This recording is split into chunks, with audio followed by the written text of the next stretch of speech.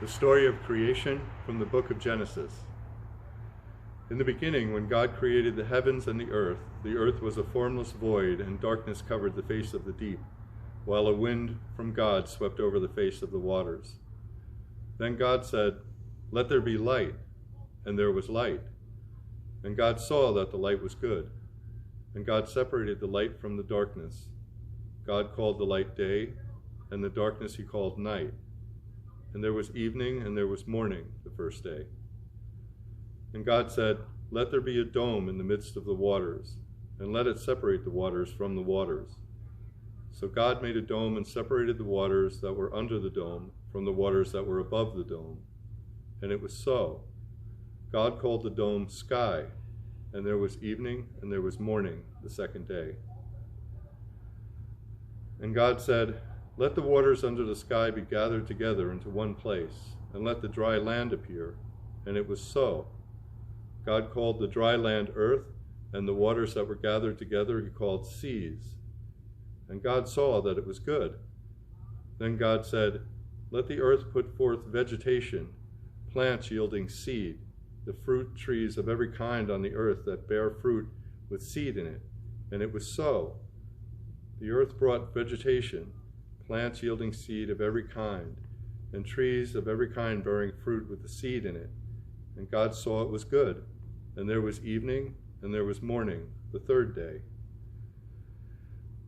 And God said, "Let there be lights in the dome of the sky to separate the day from the night, and let them be for signs and for seasons and for days and for years.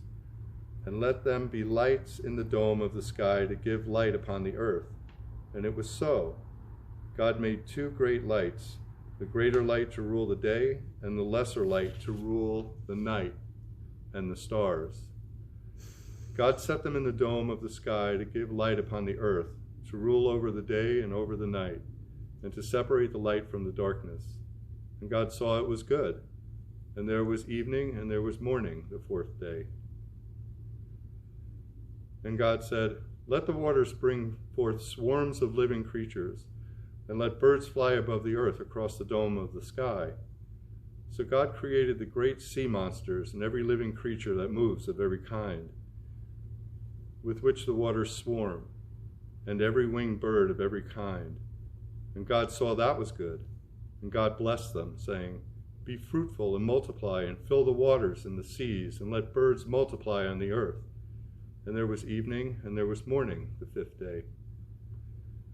And God said, "Let the earth bring forth living creatures of every kind, cattle and creeping things, and wild animals of the earth of every kind." And it was so.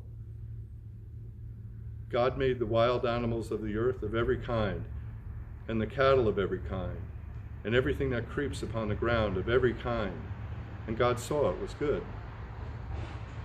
Then God said, "Let us make humankind in our image, according to our likeness, and let them have dominion over the fish of the sea, and over the birds of the air, and over the cattle, and over all the wild animals of the earth, and over every creeping thing that creeps upon the earth." So God created humankind in his image. In the image of God he created them. Male and female he created them. God blessed them, and God said to them, "Be fruitful and multiply, and fill the earth and subdue it, and have dominion over the fish of the sea, and over the birds of the air, and over every living thing that moves upon the earth." God said, "See, I have given you every plant yielding seed that is upon the face of the earth, and every tree with seed in its fruit. You shall have them for food. And to every beast of the earth, and to every bird of the air, and to everything that creeps on the earth, everything that has the breath of life, I have given every green plant for food." And it's so. God saw everything that he made, and indeed it was very good. And there was evening and there was morning the sixth day.